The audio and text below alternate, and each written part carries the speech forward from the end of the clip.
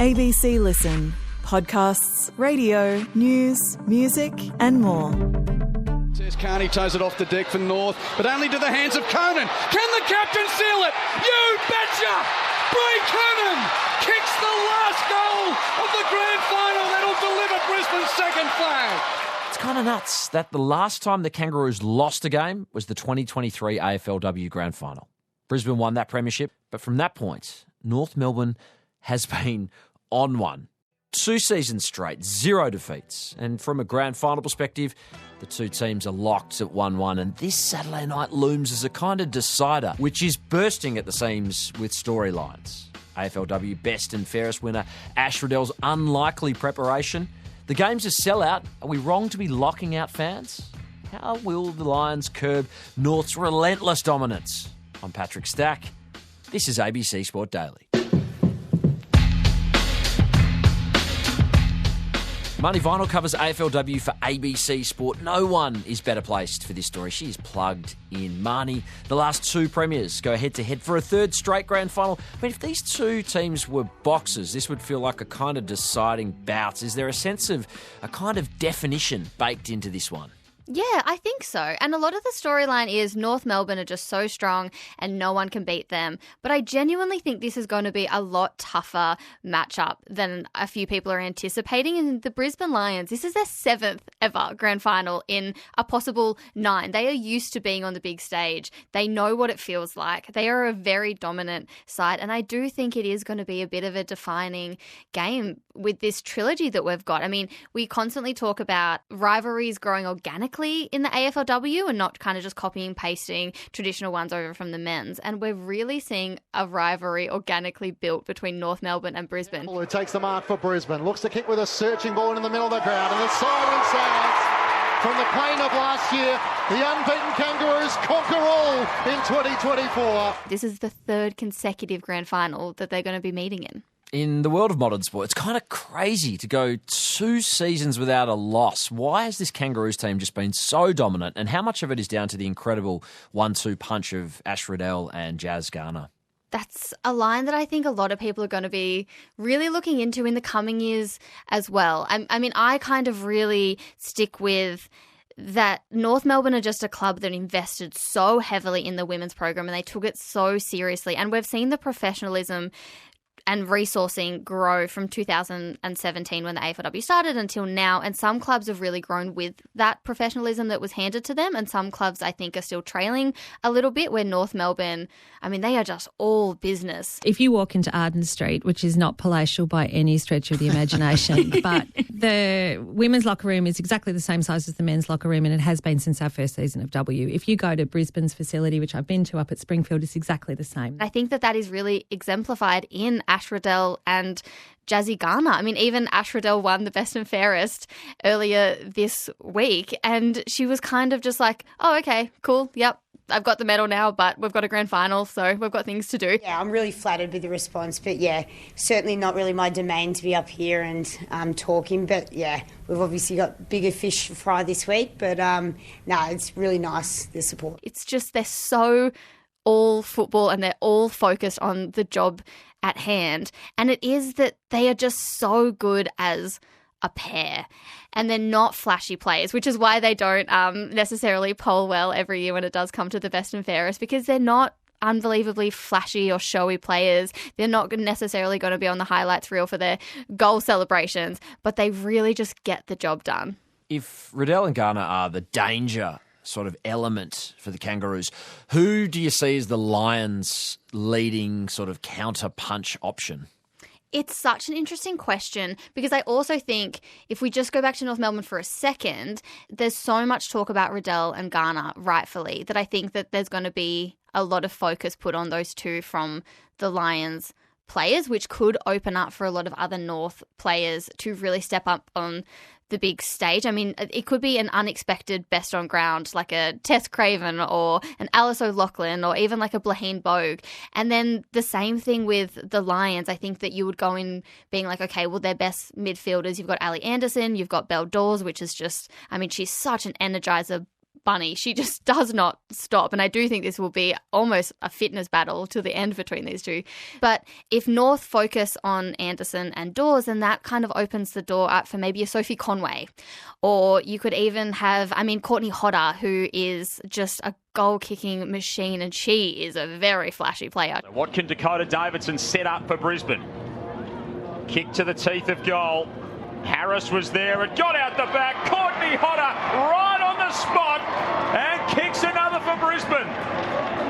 Classic small forward roving from the ever-dangerous Courtney Hodder. She's so fun to watch. So it could really open up for an unexpected hero on Grand Final night, which I'm kind of hoping for because that's always fun. Hey, Ash Riddell's had quite the week. She won the Best and Fairest W award on Monday, burned her partner with a great speech in the process, then went back to training on Tuesday, and then went back to work teaching on Wednesday. Aside from her students being insanely cute. When I saw her play for the first time, I thought I should probably have a shot at this sport. Does it tell a story of where the league is at right now in a kind of positive and negative sense all at once? I think that you can really trace Ash Riddell's footballing career with a lot of the infancy of the competition and kind of the story of the competition to 10 seasons in. Because one of the things I love most about the Ash Riddell story is that she was overlooked in the first two drafts. So she was actually the only player of the 2017 VFLW Team of the Year who wasn't drafted to any club. And there were only 8 clubs in the AFLW competition at the time. And of course, it wasn't a national draft, so you've got a small pool of Melbourne clubs. But still, she was overlooked by all of these clubs. She was picked up by North Melbourne when they came in as an expansion club with Geelong, and then immediately just had this very steady and consistent rise. She's always kind of in the conversation of best and fairest, but she was never really a red hot favourite until this year because she's just so consistent. And one of those consistent things is that she's always had this job as a teacher along with her footballing career as well. And if you ask her about it, I absolutely love coming to school every Monday, and I think it holds me, I guess, in really good stead from a performance point of view on the football field because I might not play so well on the weekend, but the kids come in and they talk about themselves and talk about their games and whatnot. So you move on pretty quickly from the weekend and you sort of don't dwell on either the highs or lows of football. So I think it makes me quite balanced, and I enjoy doing two things because I think, if I have too much time on my hands, I go a bit crazy. So it's nice to have the balance of both. I think it also builds a lot of character because if you're ever at a North Melbourne game, you will hear her kids in the crowd cheering for her, and it is ridiculously cute. But it also is a reflection, as you said, of the competition still being so young and, really having this rise into professionalism, but still straddling not being full-time completely for so many of these players, including the best player in the competition in Ash Riddell, who wins the best and fairest, has a training day at North Melbourne, and then is straight back to school to teach her kids.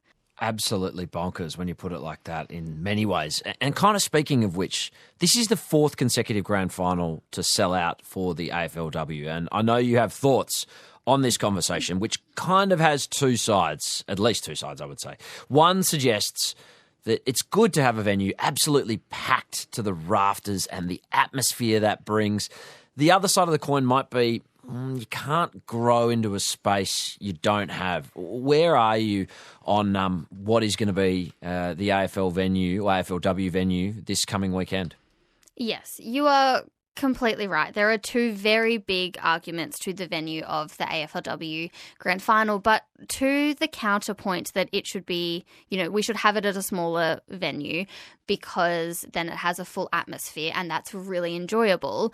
To that, I say, do we not remember 2019 when you had 52,000 people at Adelaide Oval? And yes, the competition looks very different and it's in a very different spot, but we don't know how many people the AFL could get at an AFLW Grand Final if you constantly put a ceiling on it. The AFLW Grand Final hasn't just sold out, it's sold out within a day for the last 3 seasons, and for this year I had friends try and buy tickets on Monday night and they couldn't, but the AFL only put out on Thursday that it was official sellout. So not 100% sure on the timeline of how quickly this one sold out. But if you're putting a ceiling on it, you are locking fans out of the showpiece event for the AFLW in a competition that is desperately trying to grow and trying to convert new fans. Finals is the time to do that. The AFLW Grand Final is arguably the show to put on to do that, because you know that you're going to have very good football played. You have the very two best teams of the entire competition, North Melbourne and Brisbane. And we've seen them before. We've seen them in the last two grand finals. We know that they're going to go really hard. There's going to be a lot of very exciting moments. There's going to be so much fanfare. That is your time to, in my opinion, attract new fans and say, this is the game. Also because there is a perception of AFLW out in the community that it is of a lower standard, I think, than what it really is, because you have the main stories that a lot of media attach themselves to and broadcast being the low scoring games, because it is easier to say, wow, look at this one game where this team only scored one goal or didn't score any goals, or look at this game that was really low scoring, how are we still here? Where the games that are really good, they don't get as much attention because it's not as clickbaity, I guess you could argue.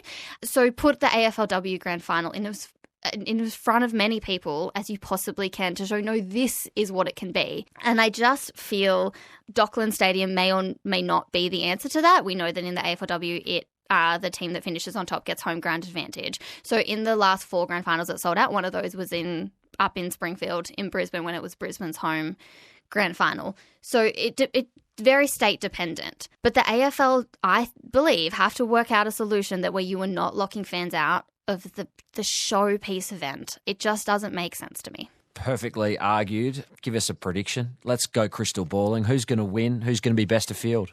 It feels so silly to tip against North Melbourne, given that they are on a 26-match winning streak. If Brisbane are the team to break that streak, it will be, I think that they're going to wear that like a badge of honour for a very long time. Gosh, it feels like a fool's errand to tip against the Kangaroos at the moment. So I will be tipping North Melbourne, but I hope that it is within at least 2 goals. I'm going to say North Melbourne by 11 points. Live coverage is going to be on the ABC Listen app. I'm sure Marnie Vinall will be at the ground. Marnie, thanks so much for your time. Thanks, Tacky. Headlines. As you would be aware, the Perth test only lasted 2 days, and that resulted in some inferring the pitch was partly to blame. Well, the ICC has rated the deck as very good, which probably suggests the truncated innings from both sides was more down to ropey batting than a pitch teeming with gremlins. Interestingly, a host of Indian greats like Sunil Gavaskar and Ravi Ashwin have made murmurs about the fact a green seamer in Australia is seen as fair game, but a raging turner in India comes in for criticism. I'm sure Ed Cowan and Corbin Middlemass will be hitting that in the ABC Cricket podcast on Friday. They had a cracking episode drop Thursday. The boys performed in front of a live audience. Ed was on a heater. You should check out that pod if you need to get up to speed on everything Ashes. Search for it on the ABC Listen app. We've got to talk about Liverpool for a second because they have lost by 3 goals again. This time in the Champions League, beaten 4-1 by Dutch team PSV Eindhoven. That's their worst run of 3-goal defeats since the 1950s. It's delight for PSV. It's absolute dejection for Liverpool and their supporters. Arne Slot called the run ridiculous yesterday. What label is he going to put on it tonight? It happened at home at Anfield, so you can imagine how that was received. Manager Arne Slot may have won the Premier League last season, but he's under the pump right now. The Socceroos World Cup picture is taking shape with the full draw not taking place until December 6th, but we do know that Australia's been allocated pot 2 in the initial seeding process. What that means is that they should theoretically be the second strongest team in their group, which should help them get through to the next stage. They also can't play any other teams in pot 2, which includes heavyweights like Croatia, Colombia and Japan. However, there are some big names still trying to qualify who could spice up the lower ranked pot 4, such as Italy, Sweden and Poland. Watch this space. Summer of golf is underway, with the Australian PGA taking place at Royal Queensland. Cam Smith, he shot 2 under at his opening round. He has had a miserable 2025. He missed the cut at every major, so he will be hoping this is the start of an upward trend. Adam Scott carded 3 under, as did Min Woo Lee. To get a full breakdown of the opening round, head to the ABC Sport website. I'm Patrick Stack. This is ABC Sport Daily, produced by Poppy Penny. Thanks to Stan Sport for the extra audio used in this episode.